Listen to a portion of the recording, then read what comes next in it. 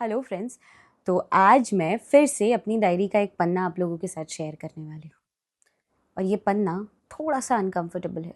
ये मैंने तब लिखा था जब मुझे ऐसा लगने लगा था कि शायद मैं अपनी ही ज़िंदगी में किसी और का रोल प्ले कर रही हूँ और मैं नहीं रही।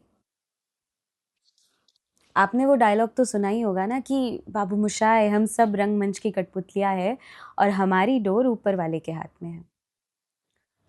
इसी बेसिस पर लिखी हुई ये डायरी एंट्री थी जब मैंने देखी थी film Tamasha. The diary entry goes like this. Dear diary, आज मैंने तमाशा देखी और मुझे मूवी से ज़्यादा वेद समझ आ गया। वेद का प्रॉब्लम जॉब नहीं था। वेद का प्रॉब्लम ये था कि वो रोज़ एक ऐसी ज़िंदगी जी रहा था जो उसकी नहीं थी। वेद फेलियर नहीं था। वेद लेज़ी भी नहीं था। वेद कंफ्यूज्ड भी नहीं था। वेद बस थक गया था। और शायद हम सब थक जाते हैं जब हम रोज़ वो बनने की एक्टिंग करते हैं जो हम हैं ही नहीं। मुझे लगता है सबसे डेंजरस चीज़ फेलियर नहीं होती। सबसे डेंजरस चीज़ होती है सक्सेसफुल हो जाना एक ऐसी ज़िंदगी में जो तुम्हारी नहीं है। हम सब रोल्स प्ले करते हैं, कभी अच्छा बच्चा बनते हैं, कभी रिस्पॉन्सिबल अडल्ट बनते हैं, कभी स्ट्रॉन्ग फ्रेंड बनते हैं और ना जाने कितने सारे रोल्स। और धीरे धीरे हम अपना ओरिजिनल कैरेक्टर ही भूल जाते हैं। और मुझे ये रियलाइज़ हुआ कि मैं भी थोड़ा सा वेद बन रही हूँ। मैं हंस तो रही हूँ, मैं बातें भी कर रही हूँ, काम कर रही हूँ, पर कहीं ना कहीं खुद को बहुत मिस कर रही हूँ, खुद की ओरिजिनलिटी को।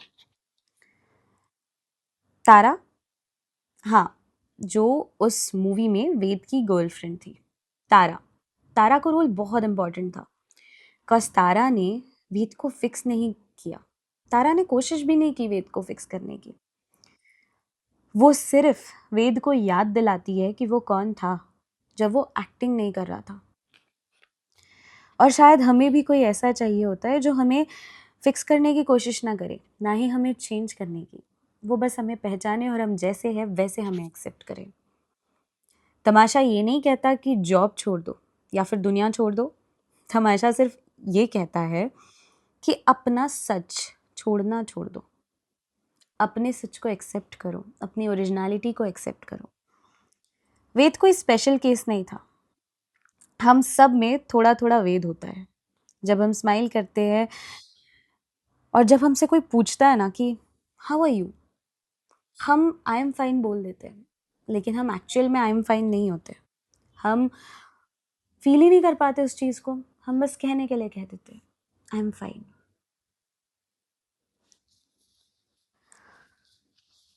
Beautiful no.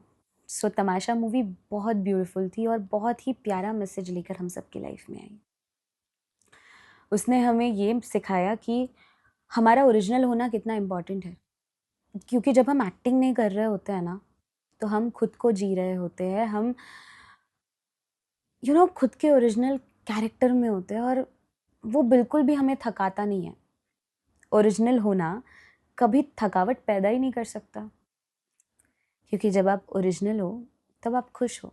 क्योंकि तब आप एक्टिंग नहीं कर रहे हो, तब आप एक्स्ट्रा एफर्ट्स नहीं डाल रहे हो किसी को इम्प्रेस करने में, किसी सिचुएशन में फिट इन होने के लिए।